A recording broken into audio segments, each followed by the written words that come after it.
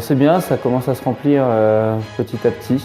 On commence à remplir les cases que j'avais cochées pour notre progression.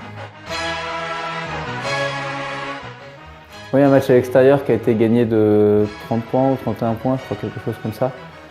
Bon, le résultat est pas mal.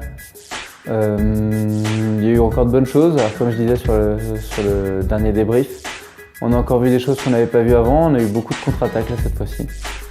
Faut aussi dire que la défense d'Aix, notamment au premier quart-temps, nous a permis de faire beaucoup de contre-attaques. C'est quelque chose qu'on n'avait pas encore exploité. C'est bien, ça commence à se remplir petit à petit. On commence à remplir les cases que j'avais cochées pour notre progression.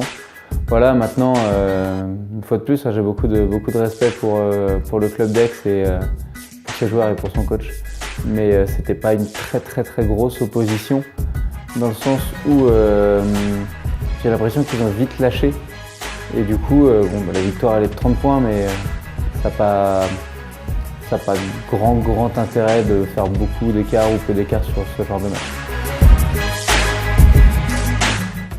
Non, mais c'est vrai qu'on commence à avoir une certaine complicité avec l'équipe de Saint-Pan. Enfin, une complicité, mais aussi une rivalité. C'est une équipe qu'on a joué 3 fois l'année dernière. On a perdu chez eux, on a gagné les 2 fois chez nous.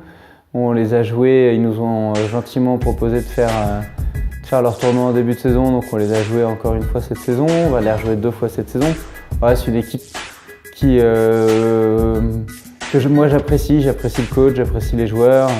C'est une équipe qui est agréable à jouer, qui propose du vrai basket, qui a des vrais joueurs de qualité, qui est plutôt bien coaché. Donc c'est clairement des rivaux, mais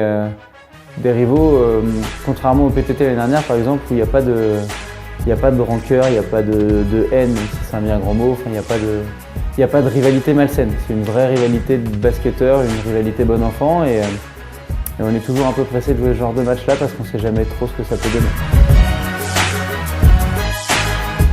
D'un point de vue tactique, là, le match de Saint-Pan, c'est toujours un peu un challenge pour moi parce qu'ils ont vraiment un super joueur qui score beaucoup à l'intérieur. Donc Monsieur Broussou, là, pour ne pas le citer, parce que je sais qu'il regarde de temps en temps les vidéos. Voilà, si on arrive à cadenasser Flo, son impact à l'intérieur, on sait qu'on se retire une grosse épine du pied. Après, voilà, c'est un joueur qui est difficilement contrôlable, qui est un très fort joueur de 1 contre 1.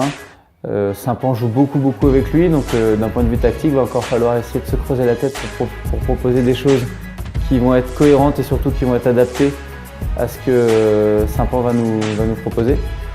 Et puis continuer d'un point de vue un peu plus global, continuer notre développement sur notre intensité défensive, notre envie de se projeter vers l'avant pour jouer les contre-attaques et la transition.